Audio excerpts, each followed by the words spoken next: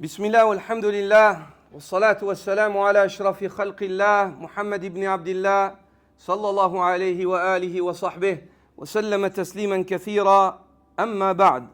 Robert Allot, poeti ka thënë të vërtetën kur tha: o të ish kujdesur ndërkohë që i madhreshmi të ruan nga çdo e keqe që lëviz në errësira, si mund të flanë sytë duke harruar një mbret sundues, prej të cilit burojnë të gjithat begatit dhe të mirat. O Robert Allot, keni frikë Allahun subhanahu wa taala, siç duhet pasur frikë prej tij. Dhe dijeni se ajo që i shqetësonte më së shumti zemrat e të parëve tonë në fe dhe që u shkrinte sytë në lot, ishte frika nga përfundimi i keq.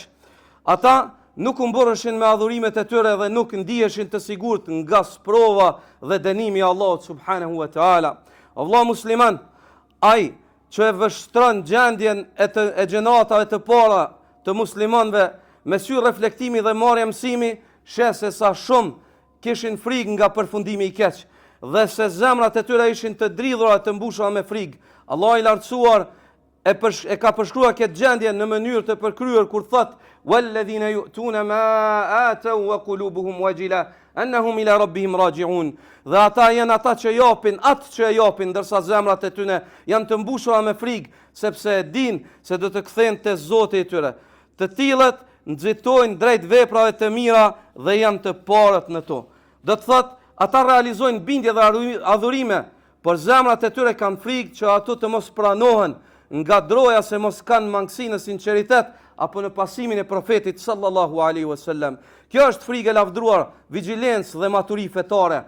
Për këtë arsye, nona e besimtarëve, Allahu qoftë i kënaqur me ta, Aisha, bija e Abu Bekrit, i thot profetit sallallahu alaihi wasallam: o i dërguari i Allahut, a bëhet fjalë, do të thotë në këtë ajet, për ata që për atë që vjedh, bën immoralitet apo pije dese, ndërkohë që ka frikë Allahun subhanahu wa taala.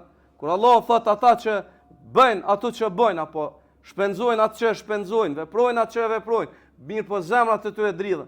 Aisha thot, a bëhet fjalë për ata që bën gjuna dhe i frigohet Allahut për gjuna që i ka bërë?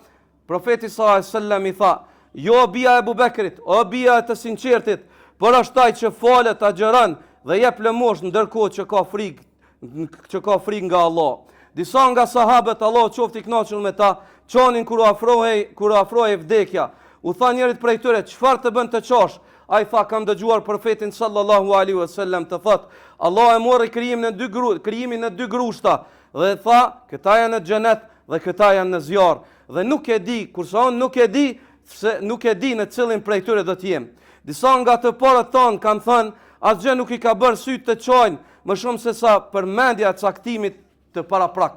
Sufjani Thauri i tha një njeriu të devotshëm: a të ka bërë ndonjëherë të çosh dijenia e Allahut për ty, domethënë që Allah ta din përfundimin tënd, a je prej xhenetlive apo xhenemlive? Ai u përgjigj: më ke lënë të mos gëzohem më kurr.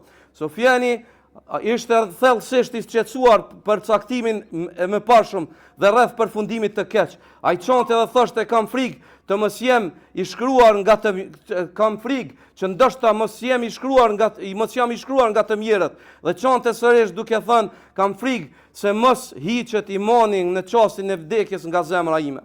Sufjani Thauri, Allahu më shëroft, çohu një natë deri në mëngjes. I thanë atij: a gjithë kjo nga frika e mëkateve?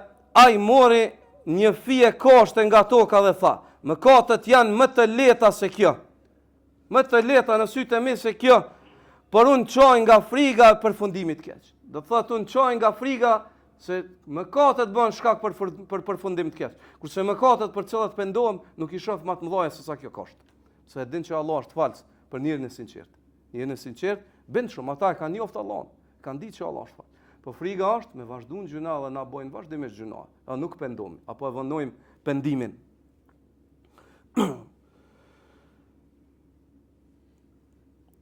Pra frika e tij nuk ishte nga mëkati në vetvete, por nga pasojat e tij në çastin e vdekjes, kur qëndrueshmëria zbehet.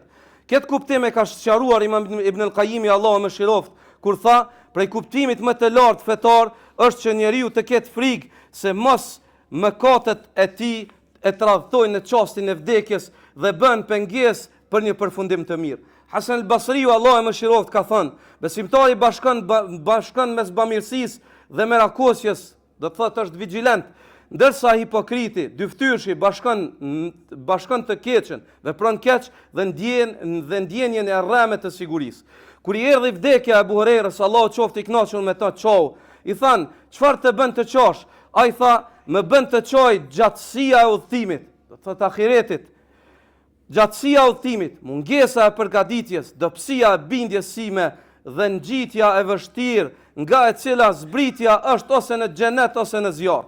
Transmetohet se Amr ibn al-Asi, shoku i profetit sallallahu alaihi wasallam, kur ju afrua vdekja, thirri rojet dhe njerëzit shërptorët e tij dhe u tha, a mund të më mbroni nga diçka përballë Allahut? Ata i thanë jo. Ai tha, atëherë largohuni prej meje. Pastaj kërkoi ujë, mori abdes me përpikëri, me përpikshmëri dhe tha, më çoni, më afroni në xhami. Pastaj u lut duke thënë, o Allah, ti më urdhrove dhe unë të kundërshtova, më besove dhe unë të dështova, o Allah, nuk kam asnjë justifikim për ta paraqitur dhe asnjë forcë për të mbrojtur prej teje. Jam mëkatar që kërkon falje, jo kam gulës në mëkat dhe jo mendje madh që nuk pendohet. Ibn al-Jauzi, Allah e mëshiroft, ka thënë, shumë njerëz janë mashtruar nga vetvetja në çastin e vdekjes. Disa prej tyre u mashtruan që në fillim të sëmundjes dhe nuk i permisuan gabimet e kaluar, madje i shtuan edhe padrejtësi tjera duke shkruar testament me zullum, me padrejtësi. Më thonë, leçi, kur ju ka afru vdekja, ju nuk jenë pendu, po edhe në testament kanë bën zullum dhe i kanë shti njerëz në fesat, se s'janë kon drejt. Edhe në atë moment Allah azza wa jall, mëkatet dhe gjunat dhe padrejtësia e tyre i kanë ndjek deri në atë moment, edhe i ka fundosur në moment para se me dalë për dunjas. Halo kanë shtu zullum. Edhe kanë lënë shenja dhe gjurmë të këqija pas ikjes prej dunjas. Dhe thot, disa tjerë u mashtruan në çastin kur sprova u bë më e ashpër, disa mohuan dhe disa kundërshtuan caktimin e Allahut dhe u rebeluan ndaj dekretit dhe caktimit hyjnor. Ne kërkojmë strehim tek Allah nga mashtrimi i njeriu prej vetvetes. Ky është kuptimi i përfundimit të keq. Përfundimi i keq, sipas Ibn al-Jauziut, është kur njeriu e mashtron veten, e rran veten. Ti po i qasësh, po i drejtohesh xhenemit, edhe po thunë do të shpëtoj, nuk pendohesh, derisa të vinë vdekja. A kjo është rruga e përfundimit të keq. Inshallah na ruaj pisoj. Allah na mundsoft nuk pendu. Ti përmisojmë gjendjen tonë sa kemi zgjedhje, se vjen momenti kur i shef me laçet mos ki zgjedhje, veç konstat, e sipër. Mos nuk ki zgjedhje. Tani ki zgjedhje, tani zgjedh. Nuk ju ka detyru kërkush me ardhur në xhami, me zgjedhjen e juaj keni ardhur. Allah azza wa jalla, mendimin e Allahut po ju keni zgjedh. Ashtu njeriu do të më bën zgjedhjet e duhura, dhe me zgjedh më të mirën për vetveten e vet. E thot, dhe kur sprova bë më ashpër, disa mohuan, disa kundërshtuan dhe u rebeluan ndaj dekretit hyjnor. Ne kërkojmë strehim tek Allah nga mashtrimi i njeriu prej vetvetes. Ky është kuptimi i përfundimit të keq, që dyshimi ose mohimi të mbizotrojë në zemër në çastin e vdekjes dhe shpirti të merret në atë gjendje. E një shkallë më e ulët, por ende e rrezikshme, është që njeriu të dëshmojë pakënaqësi dhe rebelim ndaj caktimit të Allahut. Edhe pse s'ka mohu, po tregon që nuk është i kënaqur. O besimtar, dijeni se përfundimet janë trashëgim i fillimeve dhe se mbarimi është fryt i nisjes. Përmisoni gjendjen tuaj të sotme që të përmisohet e ardhmja juaj nesër.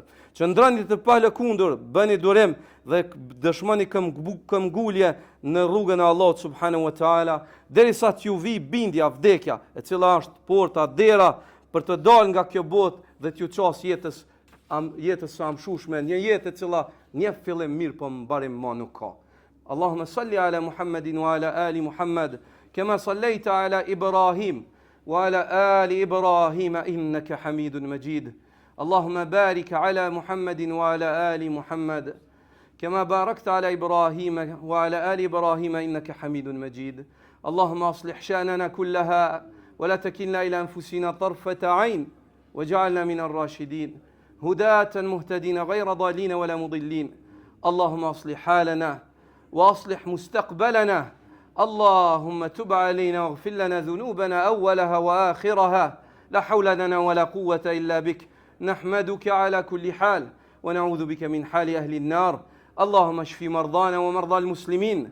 اللهم اكتب لهم الشفاء العاجل غير الآجل، شفاء لا يغادر سقما. اللهم اشف مرضانا ومرضى المسلمين يا رب العالمين. اللهم اكتب لهم الشفاء، عجل الشفاء لكل مريض منا يا رب العالمين. اللهم اغفر لنا ولموتانا ولموتى المسلمين يا رب العالمين. اللهم ارحم موتانا وموتى المسلمين يا رب العالمين. اللهم ارحمهم يا رب العالمين. اللهم إنا نسألك لنا وللمسلمين العافية في الدنيا والآخرة. لا إله إلا أنت سبحانك إنا كنا من الظالمين. قوموا إلى صلاتكم يرحمكم الله.